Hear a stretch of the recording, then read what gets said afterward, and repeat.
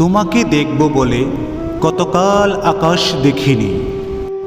আজ এতটা বছর পর তোমার আমার দেখা হলো, কথা হলো জনতার সামনে। তবুও বলা হলো না সেদিনের সেই না বলার কথাগুলো।